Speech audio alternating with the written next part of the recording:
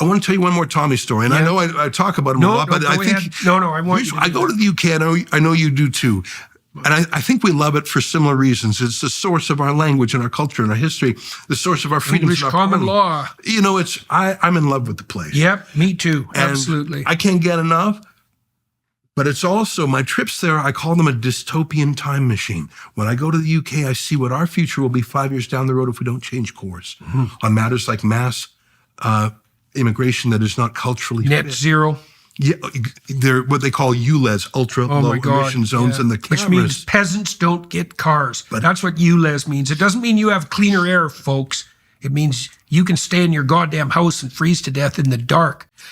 But you can also see what the dissidents are like. Tommy Robinson being one dissident. They had things there, people who call themselves blade runners, who go out with metal cutting saws, who take down those surveillance cameras in less than a minute. But we don't approve of the blade runners. We absolutely don't. That's right. Just so everyone knows, we certainly don't approve of the blade runners. It's amazing to see. I mean, remember what Orwell said. If there's any hope, it's with the proles. Yeah, right. Because that's what left-wingers used to believe, back when they were on the left, instead of wherever the hell they are now, in the pockets of the WEF. Tommy used to work for Rebel News back in the day. I mentioned we had some colorful characters. You name it. They passed the doors of Rebel News. You and Menzies, too. He's still with us. He's the best. Yeah. How many times has he been arrested now? 5 times last year alone. In Canada. For being a journalist. How many times have you been arrested? Just once. Just once. You have to work on that. But I was arrested. I was on the street near my neighborhood. I live in a fairly Jewish... This is in Toronto. In Toronto. And Jewish neighborhood in Toronto. That's fun. Yeah. And whoever thought we'd say that in Canada? Let me tell you what went down there, because it bothers me to this day.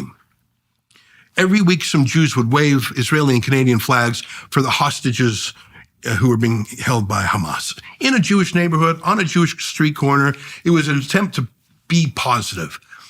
And they've been doing that for more than a year. A few months ago, Hamas supporters were driving all the way in from far away every Sunday on the opposite side of the street to have a counter demonstration with anti-Semitic signs, loudspeakers shouting insane, from the river to the sea, swastikas. And then one day, they had someone reenact Yahya Sinwar's final moments. He was the head of Hamas, who was found in a chair. So they brought this bloody chair and this guy with a... How was he killed? He was killed, I don't know what finally did him in, but there was a drone photograph of drone video of his final moments. I see. So they were reenacting, it would be like reenacting a Hitler's bunker or something. And I just thought, this is crazy. And there were so many cops there, and I'm not particularly a fan of hate speech laws. Yeah, right. But they're on the books. Yeah, they're appalling. And I don't know what more you need. So I went there just to take a picture. I didn't go there to counter protest. This is in my neighborhood. I saw it on social media. Had you been at those sorts of protests before? I had been to record, because it's just astonishing. But that day, I was at home. I had no plans to go, because it's every single weekend. But I thought, are they really reenacting this Hamas moment? So I went there and I said to the cops, I got to take a picture of that. And the first cop sort of escorted me in. And when the Hamas types objected, they sort of pushed me out, which I didn't like. Objected on what grounds?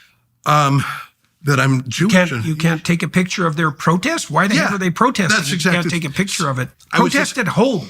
I was escorted away. I'm on the public sidewalk in my neighborhood. There's a wall of 30 cops between me and the Hamas types. And I'm sort of fussed because the cops pushed me away, but I'll never push a cop. I'm not that dumb. Mm. And then the top cop says, those protesters object to you being here. I said, I don't care. He said, your presence could incite them to breach the peace. Oh, yeah. I said, well, that's on them. That's for sure. Public sidewalk, my neighborhood. The cop said, if you don't leave now, I'm arresting you. I said, on what grounds? On your presence here is inciting them to breach the peace. Yeah, that's a crime? It is not a crime. In fact, I was not charged, but I was handcuffed, frog marched to a police car, searched, put in the back of the police car, driven to jail, searched again, put in a cell. What was that like?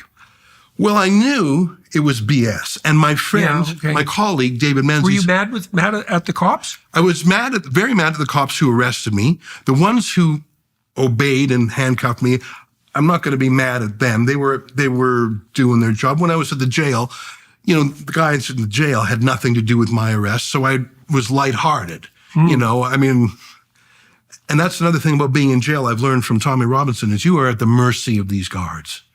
You are at the physical mercy of them. To me, that's the most terrifying thing about prison, is that they can do whatever they want to you. Mm-hmm. And what are you going to say about it? And what are you going to do about it? And especially if nobody can visit you. That's right. Who can communicate. Exactly right.